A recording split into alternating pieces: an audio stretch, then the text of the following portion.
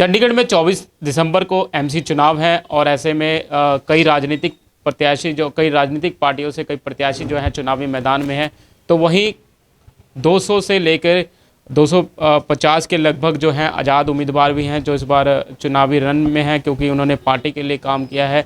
तो इस वक्त हमारे साथ मौजूद हैं पूर्व भाजपा नेता एवं वर्तमान में आज़ाद उम्मीदवार कृपानंद ठाकुर जी।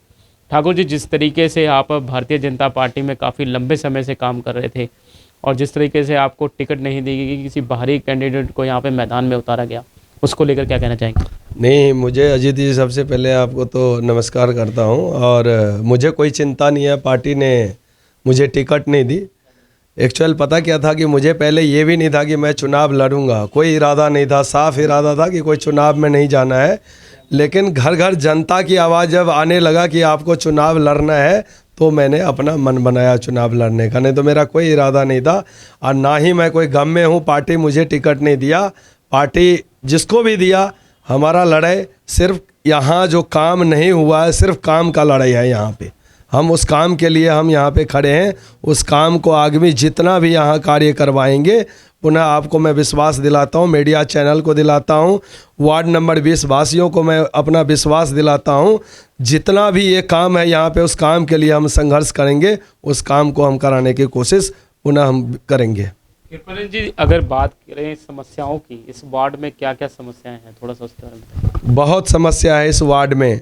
जो हम कहते हैं चंडीगढ़ में स्मार्ट सिटी के तहत हमारे ये गांव है, अगर मैं देखूं तो गांव बदल गया। जहां भी आप जाइए, कभी हम सपने में नहीं सोचते थे बिहार का गांव, उस यूपी का गांव, तो वो गांव मॉडल हो चुका है। लेकिन चंडीगढ़ का गांव में आप आएंगे, अगर मीडिया भाई अगर पूरे एक बार आप लोग इस कैमरा को गांव में घुमाएंगे, तो कहीं आप नहीं कहेंगे ये चंडीगढ़ का गांव है। मुझे भी कोई शर्म आता है, कोई रिश्तेदार इस गांव में आता है तो थू करके जाता है, क्योंकि चंडीगढ़ का ये गांव देख करके शर्मिंदा होके हम भी शर्मिंदा हो जाते हैं उस जगह। लेकिन मेरा जो यहाँ पे है, काम की बात आपने पूछा, प्रॉब्लम क्या है? सबसे बड़ा प्रॉब्लम तो यहाँ आप जानते हैं, सीवर का बहुत ही बड़ा प्रॉब्लम है। अगर यहाँ पे जीतता हूँ तो सबसे पहले मैं यहाँ पे बार मैं मीडिया चैनल से कहता हूँ 36 इंची का पाइप यहाँ पे डलवाऊँगा मेन सीवर लाइन का, और जो अंदर का होगा 12 इंची डलवाऊँगा। क्योंकि पंचायत का टाइम में आपको बताना चाहूँगा, 5 से 6 हज़ार की कैपेसिटी था यहाँ पब्लिक सिटी का। इस टाइम 50 से 60 हज़ार यहाँ पे पॉपुलेशन है। और वो पहले वाला जो सीवर है वो काम नहीं कर रही है, बिल्कुल नहीं कर रही है। उसको जैसे हम जीतेंगे तो इसमें 36 इंची का पाइप डलवाते हुए अंदर का 12 इंची का पाइप करवाएंगे। ये पहला मेरा एजेंडा है। दूसरा एजेंडा है, गांव के लिए एक सुंदर सा पार्क बनवाएंगे। पार्क नहीं है इस गांव में, सुंदर पार्क बनवाएंगे। तीसरा जो होगा, कम्युनिटी सेंटर एक सुंदर बनवाएंगे, जो बाहर लोगों को आज शादी ब्याह करने के लिए, जन्मदिन पार्टी मनाने के लिए पैसे देकर, कोई 50 हज़ार कोई 2 लाख रुपए देकर बुक कराता है, उसको फ्री सेवा देने का काम करेंगे। एक अच्छा सुंदर कम्युनिटी सेंटर बनवाएंगे।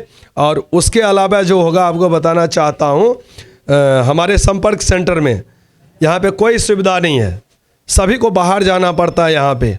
तो संपर्क सेंटर में हम सारा सुविधा मुहैया करवाएंगे।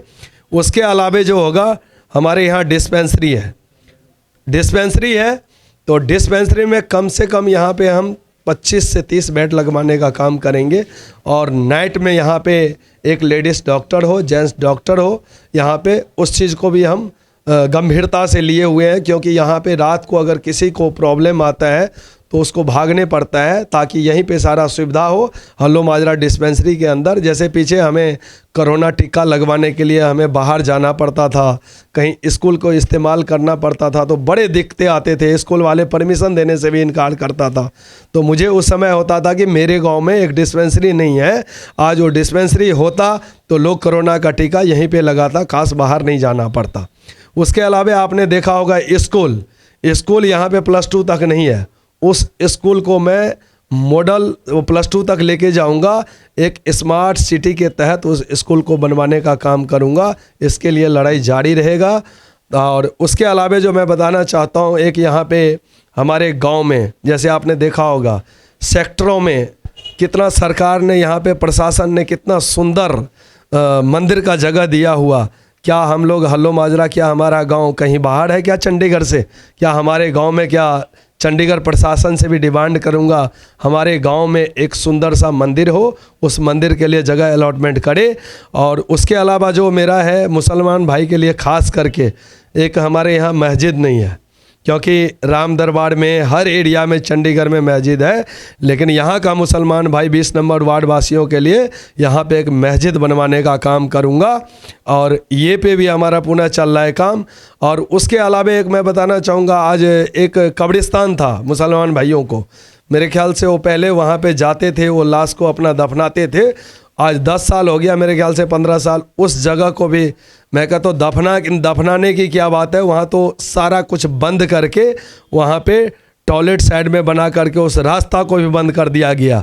उस चीज़ पे मैंने बात भी किया था, मैंने हाई कोर्ट में वकील से भी बात किया था। हो सकता है ये 10 दिन के अंदर में उस काम को मैं जल्दी करवाने का काम हमारा जारी है, वो काम करवा के दूंगा मुसलमान भाइयों के लिए। और उसके अलावा जो आपने देखा होगा यहाँ पे जो बिजली का तार इतना ओपन है, पीछे हमारे गौ माता ने जान दिया, कई गौ माता ने यहाँ पे करंट लगने से उनकी मौत हुई। उस समय भी मैंने पहुँचा, बिजली डिपार्टमेंट को इन्फॉर्मेशन दे करके उस गौ माता को भी यहाँ पे उस समय देख करके इतना आहूत मैंने रोया कि यहाँ पे व्यवस्था क्या है। और उसके अलावा आपने देखा होगा सांड भी कई जान दिया।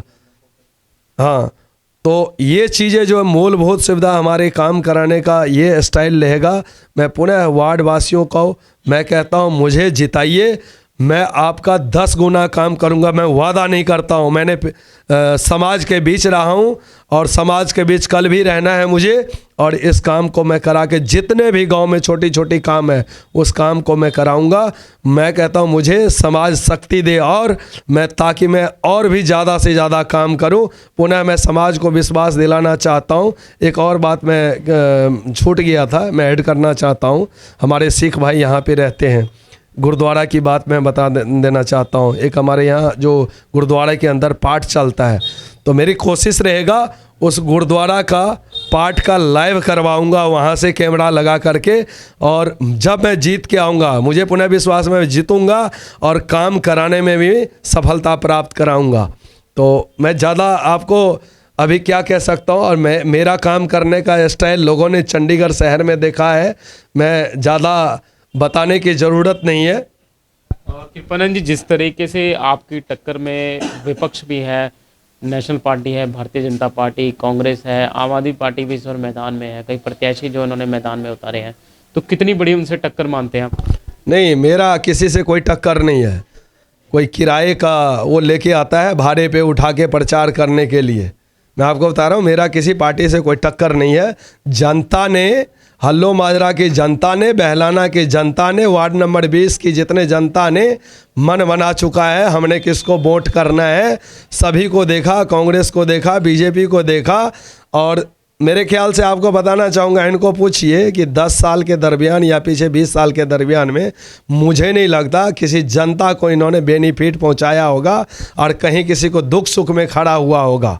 वो अगर दुख सुख वाली बात आता है तो आप एक सर्वे के आधार पे घर घर जाइएगा, तो कहीं ने जनता ने मन बना लिया है कौन किसके साथ खड़ा होगा।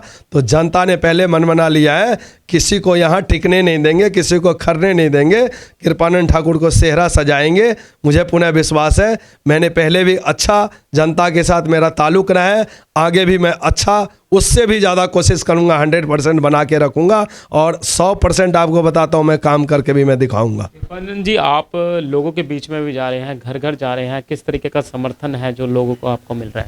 भरपूर भरपूर, मैं बता नहीं सकता हूँ। जब मैं जाता हूँ तो लोगों को इतना भरपूर सहयोग है, आप कहते हैं आप चिंता ना कीजिए, कोई भी अगर हमारे द्वार पे आएगा, लेकिन जब बक्सा खुलेगा, काउंटिंग होगा, तो आप ठाकुर ही ठाकुर दिखेंगे वहाँ पे, कोई आपकी टक्कर में नहीं आएगा कोई। कितने वोटों से जीत हासिल करेंगे? वोट मैंने आपको बता दिया ना, वोट कोई हमारे टक्कर में नहीं, एक तरफा स्वीप करके आएंगे, किसी को यहाँ पे कोई रास्ता नहीं मिलेगा।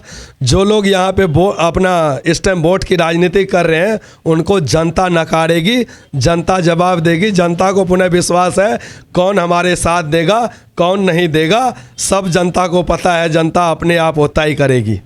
देख सकते थे, ये थे कृपानंद ठाकुर, जो कि पूर्व भाजपा नेता भी हैं, वर्तमान में आज़ाद प्रत्याशी के तौर पर वार्ड नंबर 20 से खड़े हुए हैं। देखने वाली बात होगी कि जो 24 दिसंबर को चुनाव होंगे, मतदाता जो है मतदान करेंगे, किस पार्टी को लेकर आते हैं, किस प्रत्याशी को जो है मैदान में लेकर आते हैं। चंडीगढ़ से कैमरामैन रवि यादव के साथ अजीत कुमार झा की रिपोर्ट।